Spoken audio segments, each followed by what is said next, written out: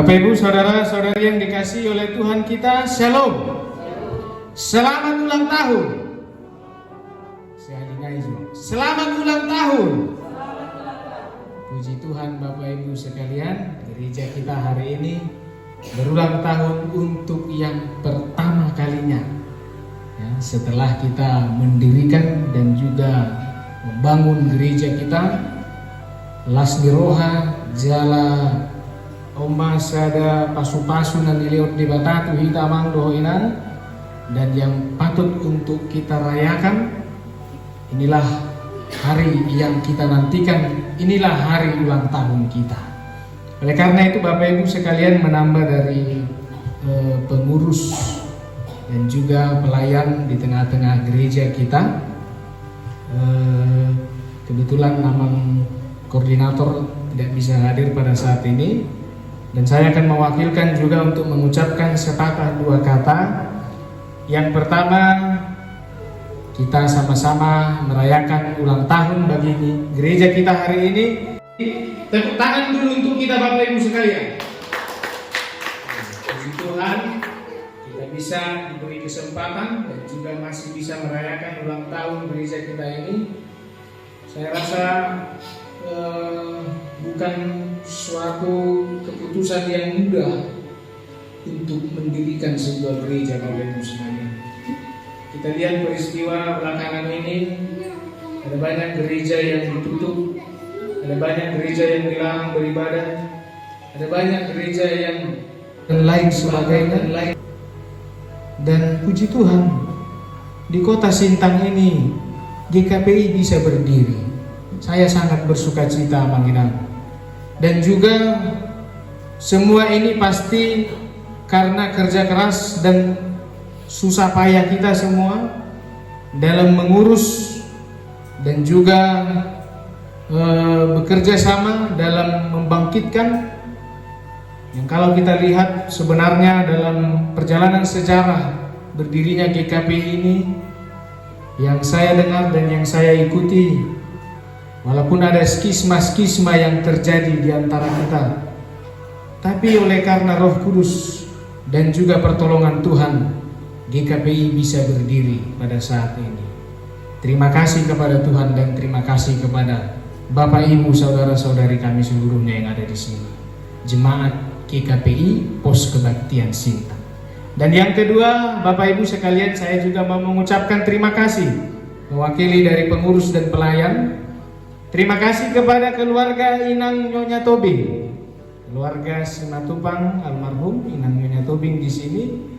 Satang hamu Inang, mangaleo rohamuna, mangaleo ninganano, gabe inganan persekutuan di tengah-tengah Huriata.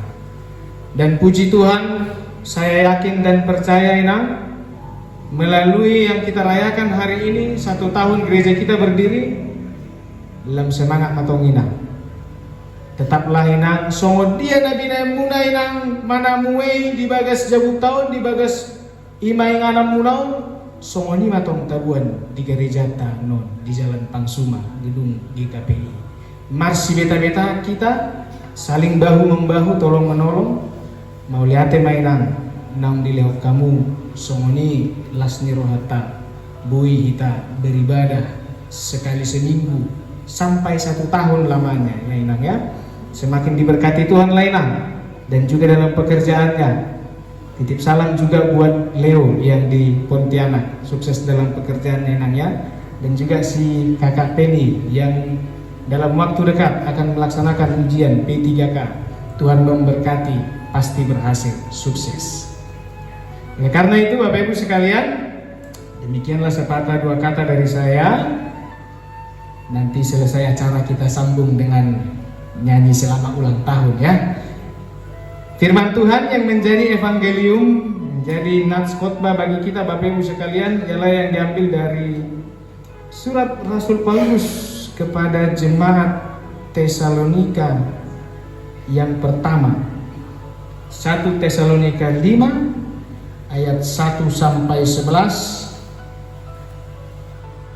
Bapak Ibu, mari kita membacanya secara responsoria, secara berganti-gantian. Saya akan mulai dari ayat yang pertama dan diteruskan secara berganti-gantian. Di bawah perikop, berjaga-jaga. Tetapi tentang zaman dan masa, saudara-saudara, tidak perlu dituliskan kepadamu.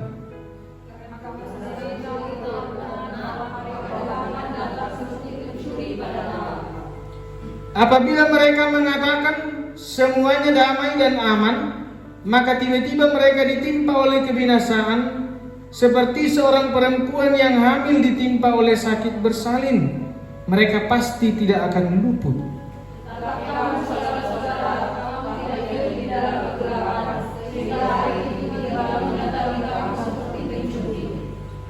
Karena kamu semua adalah anak-anak terang dan anak-anak siang.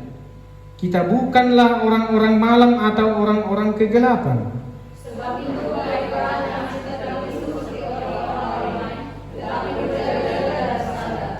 Sebab mereka yang tidur waktu malam, dan mereka yang mabuk waktu malam. Tetapi kita yang adalah orang-orang siang, baiklah kita sadar, berbaju juragan iman dan kasih, dan bertopongkan pengharapan keselamatan. Karena Allah tidak menetapkan kita untuk ditimpa murka, tetapi untuk beroleh keselamatan oleh Yesus Kristus Tuhan kita. Yang sudah mati untuk kita, supaya entah kita berjaga-jaga, entah kita tidur, kita hidup bersama-sama dengan Dia. Karena itu, nasihatilah seorang akan yang lain, dan saling membangunlah kamu seperti yang memang kamu lakukan. Demikian pembacaan firman Tuhan. Bapak Ibu saudara-saudari yang dikasihi oleh Tuhan kita Yesus Kristus, dalam beragam aspek kehidupan berkeluarga, kehidupan gereja, kehidupan bermasyarakat sekalipun, salah satu yang menjadi faktor penting dalam membangun hidup bersama dengan baik adalah kemampuan menasihati dan mempertimbangkan atau menerima nasihat seorang dengan yang lain. Tapi demikian Bapak Ibu Saudara, seseorang tidak mudah untuk mengubah pandangan atau keyakinannya selama dia masih bertekuk memegang yaitu keyakinannya sendiri. Jika seseorang mendengar nasihat mengenai pandangan atau keyakinan yang berbeda dengan apa yang dia selama ini dia pegang dan dia alami, terkadang ada hal yang perlu untuk kita ingat, yang harus disesuaikan bukanlah bagaimana pandangan atau keyakinan dari diri kita sendiri agar bisa sama dengan keyakinan dan pandangan orang-orang lain tersebut, tetapi pandangan dan keyakinan yang lain itulah yang harus kita sesuaikan dengan diri kita, dengan apa yang sudah kita pegang. Bapak Ibu, saudara-saudari, ada sebuah ilustrasi di mana suatu ketika ada dua orang pengembara dengan satu ekor keledai yang mereka bawa. Pengembara ini adalah seorang bapak dan seorang anak. Lalu mereka pergi melewati sebuah desa, Bapak Ibu sekalian. Lalu si anak itu duduk di atas keledai dan si bapak itu berjalan. Ketika mereka berjalan, orang-orang di pinggir jalan mengatakan ada suara-suara bisikan yang tidak sengaja didengar oleh si ayah itu, si bapak itu. Mereka mengatakan demikian, tega sekali anak itu ya. Dia membiarkan ayahnya berjalan sendirian sementara dia duduk di atas keledai dengan enaknya. Lalu si ayah itu mengatakan kepada anaknya mendengar bisikan itu, "Nak, ganti posisilah kita. Biarkan ayah yang menunggangi keledai ini dan engkau yang berjalan." Lalu tidak lama kemudian Bapak Ibu sekalian timbul lagi suara-suara bisikan dari orang lain. Ayah macam apa itu? Tega kali dia membiarkan anaknya yang sudah kurus itu berjalan kaki. Padahal dia enak-enakan naik keledai, tenang dia di atas keledai itu. Keledainya pun keledai kurus katanya. Lalu si ayah itu berpikir lagi, mendengar suara itu dia berpikir lagi, gimana ini? Lalu dia katakan kepada anaknya, gini saja anak, tidak usah kita tunggangi keledai ini, supaya tak ada suara-suara orang yang mengkritik kita. Tak lama kemudian Bapak Ibu sekalian, datang lagi suara-suara dari pinggir jalan. Orang-orang yang ada di sekitar desa itu mengatakan kepada mereka, ketika mereka melewati mereka, itu orang bodoh sekali mereka berdua. Ada keledai kok nggak dipakai? Kenapa jalan berdua? Keledainya ditenteng-tenteng ya, ditarik-tarik. Lalu si ayah itu mulai gelisah, dia keringat dingin. Mana yang benar ini? Sepanjang jalan tidak ada yang benar yang kami lakukan. Lalu dia berkata, baiklah, kalau begitu kita berdua sajalah naik nak, katanya. Dan terakhir Bapak Ibu sekalian, datang lagi omongan orang sama mereka. Yang tidak berperi kebinatangannya kurasa yang dua ini, katanya. Tidak berperi kebinatangan kurasa orang-orang ini. Sudah dilihat keledainya itu kurus, tega lagi mereka menyiksa keledainya itu. Naik di atas keledainya. Akhirnya si bapak itu pusing 7 kali keliling. Ampun dah, katanya. Tidak tahu lagi dia mau buat apa. Nah, menurut Bapak Ibu sekalian, Amang Do Taminang, manalah yang benar dari peristiwa yang sudah dipaparkan tadi? Manakah yang benar? Yang benar adalah yang pertama tadi. Ketika anaknya itu dibuat untuk duduk di atas keledai itu, dan ayahnya itu berjalan. Tetapi apa yang menjadi salah Bapak Ibu sekalian? Kalau ada yang benar, maka ada yang salah. Apa yang salah? Manusia sering tidak punya prinsip. Manusia sering tidak punya iman yang kuat, sehingga kita gampang sekali ditipu oleh dunia ini. Sehingga kita gampang sekali jatuh dalam yaitu nafsu-nafsu dunia ini. Nah, sesuatu yang benar akan dianggap salah di mata dunia jika tidak memiliki prinsip yang kuat, Bapak Ibu sekalian. Ada banyak suara-suara dunia ini yang bisa menggemparkan keputusan kita yang sudah kita buat, dan ada banyak pula penasihat-penasihat yang ingin membangun diri kita, tapi di sisi lain mereka bisa berkata lain, bahkan mereka bisa menjatuhkan kita. Maka setiap orang baiknya memiliki prinsip dalam kehidupan. Itulah yang menjadi pegangan bagi dia, terlebih dalam menanti kedatangan Tuhan. Bapak Ibu sekalian, jangan gempar, jangan gentar. Kesatuan akan terjadi bila kita bersatu, bila kita bersama-sama saling menopang satu dengan yang lain. Bukan sibuk dengan saling mengkritik orang lain, bukan sibuk dengan saling mengatai orang lain, tapi kita harus menopang, kita harus bekerja sama, saling meneguhkan, saling dikatakan tadi, saling membangun ya, di dalam menanti yaitu kedatangan Tuhan. Dikatakan oleh nats kita ini, apa yang perlu dibangun? Tadi sudah dijawab oleh nats kita ini. Kegembiraan orang-orang Kristen yang sedang menyambut kedatangan Yesus kedua kali itu, atau parusia, itulah yang menjadi persoalan jemaat Tesalonika ini. Terlebih bagi mereka yang baru bertobat. Mengapa itu menjadi persoalan? Karena hal itu menyebabkan kegiatan hidup mereka, aktivitas sehari-hari mereka itu menjadi berhenti total. Karena dikatakan menanti kedatangan Tuhan, mereka tidak melakukan apa-apa. Mereka lebih suka berkumpul dengan sesama mereka, orang-orang Kristen, di dalam sebuah area-area tertentu. Bersama-sama mereka memandangi langit. Kapan Tuhan mau datang? Kapan Tuhan mau turun untuk kedua kalinya? Kapan Yesus mau datang?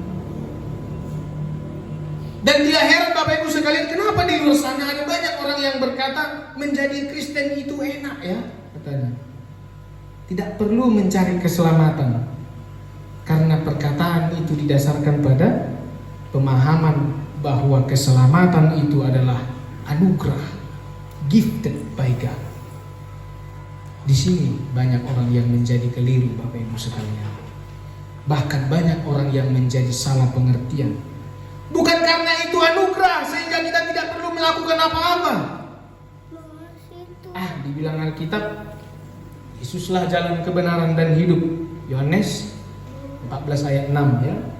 Ya udah, aku percaya kok sama Yesus. Ngapain lagi pergi ke gereja? Katanya kan. Kalau aku percaya, ya pasti sudah selamat katanya. Nah, inilah pendapat-pendapat orang yang ambigu. Justru dengan anugerah itulah seharusnya kita memiliki pengharapan dalam menanti kedatangan Tuhan. Parusia itu, you must be watch, you must be sober. Berjaga-jaga dan sadarlah, wake up, bangunlah. Jangan sampai Tuhan menemukan kita sedang tertidur. Tertidur seperti orang yang apa tadi katanya? Yang mabuk tadi. Tertidur seperti orang yang bilang tadi tidak perlu ke gereja. Kan Yohanes 14 ayat 6 bilang, akulah jalan kebenaran dan hidup, tidak perlu lagi ke gereja. Jangan sampai tertidur seperti orang yang demikian. Nah Bapak Ibu saudara-saudari sekalian, penyakit, penuaan, kecelakaan, kedatangan hari Tuhan, itu adalah salah satu dari hari-hari yang akan menjadi hari-hari terakhir bagi kita. Ada orang kecelakaan, puji Tuhan bisa selamat. Tapi ada juga yang tidak selamat Bapak Ibu sekalian. Ada orang yang belum sempat tua, belum sempat menginjak umur lansia, tapi sudah dipanggil oleh Tuhan. Dan ada orang yang karena penyakit juga sudah dipanggil oleh Tuhan. Maka jangan salah Bapak Ibu sekalian, hari Tuhan itu tidak ada yang tahu. Hari Tuhan itu bisa menjadi saat ini, bisa menjadi besok, bisa menjadi kapan saja. Maka ketika Paulus bicara kepada jemaat Tesalonika, dia fokus pada apa yang seharusnya kita tahu. Artinya kalau kita tahu, dikatakan tadi pada ayat 1 itu kan, tidak perlu ditulis ya kepadamu karena kamu sendiri tahu benar-benar katanya. Tidak perlu ditulis karena hari Tuhan itu kita semua tahu. Tapi yang perlu apa? Yang perlu adalah bagaimana kita mempersiapkan diri kita untuk menyambut hari Tuhan itu. Apa yang kita tahu? Kedatangannya itu seperti pencuri di tengah malam katanya. A thief in the night. Nobody thief will ever disclose to anyone when he will strike. Tidak ada pencuri Bapak Ibu sekalian yang bilang-bilang kalau dia mau masuk rumah. Tidak ada pencuri yang bilang-bilang kalau dia mau beraksi, kecuali kepada temannya pencuri. Jadi kita tahu hari Tuhan itu akan datang, tapi kita tidak tahu kapan itu akan datang. Kedatangan Tuhan itu seperti kejutan katanya, surprise katanya. Kalau ulang tahun biasanya ada kejutan yang menyenangkan. Hari ini gereja kita ulang tahun. Nggak tahu ada kejutannya atau enggak ya. Nanti kita lihat ada kejutannya atau enggak. Ada kejutan seperti maling, seperti pencuri yang datang di malam hari. Isi manahya kemalingan di sana. Amang doena. Dan ikon ijabu, idalap tiboy. Isi mana berpengalaman kemalingan di sana. Jepang muna doinang maling ne. Dan Jepang, misalnya kalau diberi kesempatan berjumpa, apalah satu pertanyaan yang mau kita sampaikan enak sama maling itu? Apalah yang mau kita tanya? Kalau dikasih Pak Polisi bertanya, tanyakan dulu satu pertanyaan. Apa mau kita tanya sama enak? Kamu maling ya? Iya, kamu maling gitu. Iya. Tapi janganlah ditanya nanti jadinya seperti Nats ini yang disuruh Tuhan ya kau katanya kan. Karena dikatakan tadi seperti pencuri di malam hari, ya. Karena Paulus mengatakan seperti pencuri di malam hari.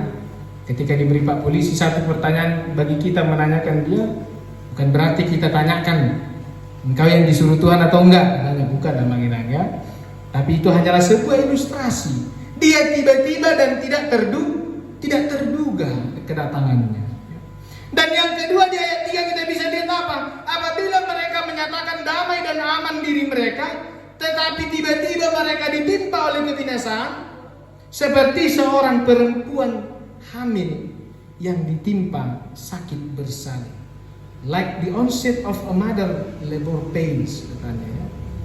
She will only know that is coming when the contraction begin. Satu-satunya saat jika ditanyakan kapan seorang ibu itu akan bersalin, adiga dopatus nasidan, waktunya hanya ketahuan ketika ditanyakan kepada dia kapan dia kontraksi. Ketika kontraksi itu terjadi dan pastinya sakit. Aku boto dalam pengalaman. Wah hamina. Acik do tahe nama dubu gelengi. Acik do ina darong neta buat ya. Alai waso nari pangalahon ni geleng. Burju-burju do geleng son nari. Iya. Asal mari son di do hamu burju ina ngate. Tunangan nunija gua sing muse di do. Ya. Jadi seperti seorang yang melahirkan, dia merasakan kesakitan itu secara tiba-tiba. Artinya penderitaan itu tidak terhindarkan namanya. Pencuri itu tidak terduga dan sakit bersalin itu tidak terelakkan. Maka tidak akan ada yang luput bila hari itu sudah tiba. Tuhan saya belum bertobat. Tidak ada lagi kata-kata demikian ketika hari Tuhan itu datang. Tuhan saya belum ketemu jodoh saya. Tidak ada lagi kata-kata demikian ketika hari itu datang, Bapak Ibu sekalian. Dan yang ketiga di ayat 4 dikatakan tadi, bicara tentang hari Tuhan adalah tetapi kamu saudara-saudara, kamu tidak hidup dalam kegelapan sehingga hari itu mendatangimu seperti pencuri. Lalu di ayat 5, karena kamu semua adalah anak-anak terang, anak-anak siang. Kita bukan orang-orang malam. Kita bukan orang-orang kegelapan. Hanya ada dua pilihan. Kalau tidak terang ya gelap. Kalau tidak gelap ya terang. Tidak ada remang-remang. Tidak ada pilihan ketiga. Tidak ada orang ketiga, Bapak Ibu sekalian. Artinya sebentar bisa jadi orang terang, sebentar bisa jadi orang gelap. Tidak ada demikian. Pada saat hari Tuhan menjumpai kita, entah kita sedang dalam kegelapan ataupun dalam terang, pada saat itulah Tuhan akan menghakimi kita. Maka kegelapan yang terjadi dalam arti rohani di masa sekarang adalah pendahuluan kegelapan yang akan datang. Kita sedang bersiap-siap untuk menyambut fajar. Fajar yang akan datang. Terang itu akan datang. Ketika Mesias itu datang, fajar itu akan menyingsing. Jadi melalui tiga hal yang seharusnya kita ketahui ini, like facing the thief, like facing the mother labor pains, dan menjadi terang. Menjadi terang, be the light. Apa yang harus kita lakukan? Pada ayat 6 dikatakan tadi, janganlah engkau tidur, katanya ya. Janganlah kiranya kita tertidur namanya, seperti orang lain tidur. Bukan berarti kita nggak bisa tidur ya. Pendeta juga tidur loh. Penatua juga tidur. Bukan berarti kita tidak bisa tidur, tapi dengan kita tidak seperti orang lain tidur, kita selalu bersiap-siap. Dan apa bedanya dunia terang dan dunia gelap? Apa bedanya orang gelap dan orang terang? Yang paling menandai di situ dikatakan pada ayat 6, disebut perilaku kita, Bapak Ibu sekalian. Unang dilili ador namate, ador namangu, ador namangulu. Jangan sampai kegelapan itu melilit kita, orang-orang terang. Jangan tidur seperti orang mabuk, katanya tadi. Itu soal sikap, ya. Mabuk itu soal perilaku. Dan orang tidak bisa dipisahkan dari perilakunya. Mulu nama bu colma sadar du bebana mangina. Tidak akan sadar dia ya. Dari ada dan moto ide beri bebana ibu kuli pedang sadar dia. Maka jangan tidur seperti orang mabuk dikatakan. Mabuk itu soal perilaku dan orang tidak bisa dipisahkan dari perilakunya. Benar kita diselamatkan oleh iman dan anugerah, tetapi bukan berarti perilaku kita menjadi bebas sebebas-bebasnya. Yakobus bilang apa? Iman tanpa perbuatan pada hakikatnya adalah mati. Kalau iman tanpa perbuatan pada hakikatnya adalah mati, maka iman itu harus disertai dengan perbuatan. Dan perbuatan itu harus produk dari iman. Maka apalah tanda-tanda orang yang tidur secara rohani? Dalam keadaan mabuk, dalam keadaan tidak aktif, dalam keadaan tidak sadar, dalam keadaan tidak peka, dia sudah berdosa, dia sedang nyaman berdosa, dia sedang bebal dan tidak mau bertobat. Dia tidak peka dengan kehidupan di sekelilingnya. Arti lainnya adalah dia menjadi orang yang gelap, tidak berdaya total. Bapak Ibu sekalian, didungoi pe ibadah lak somarna olu ibadah dungo, digurdaki pe kamarna lak so olu ibadah dungo, rope bom borang baku tembak boy tenang mana burung dan ulu dungo. Itulah orang yang sudah ya, tidak aktif, yang sudah mabuk katanya oleh karena tidur.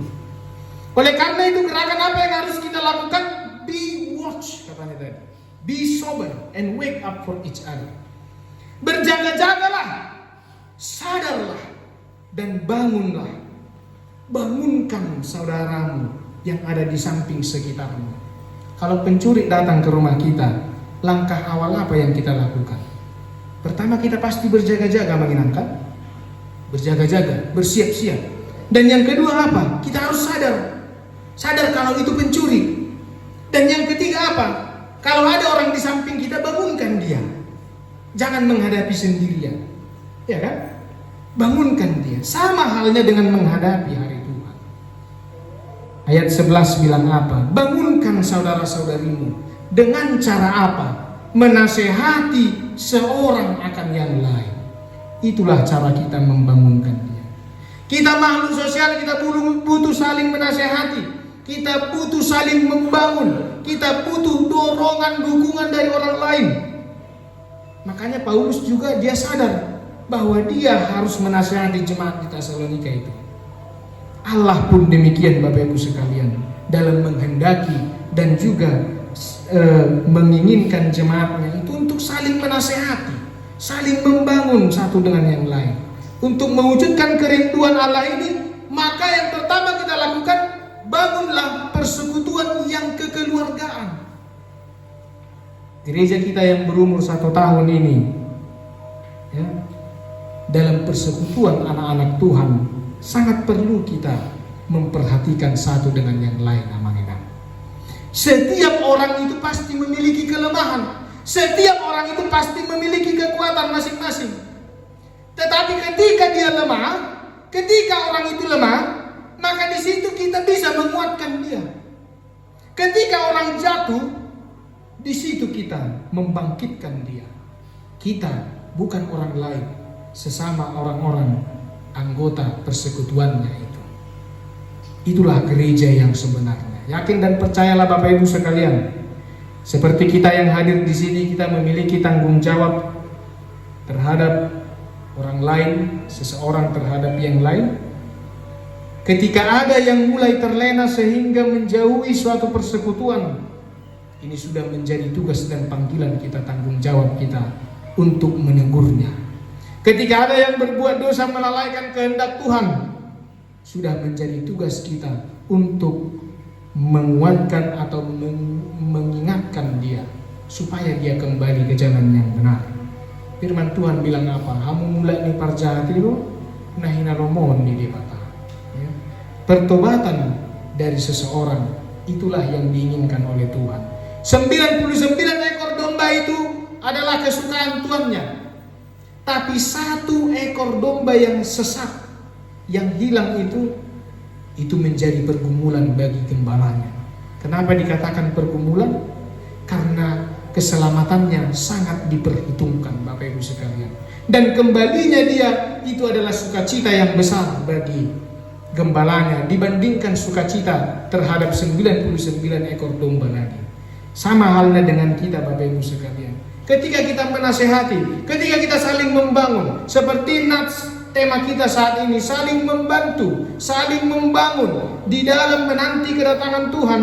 Mari kita saling mengingatkan satu dengan yang lain. Bukan berarti kita merasa diri kita paling benar, bukan berarti kita merasa diri kita paling pintar, tapi karena suatu waktu kita juga bisa berada pada keadaan yang sama.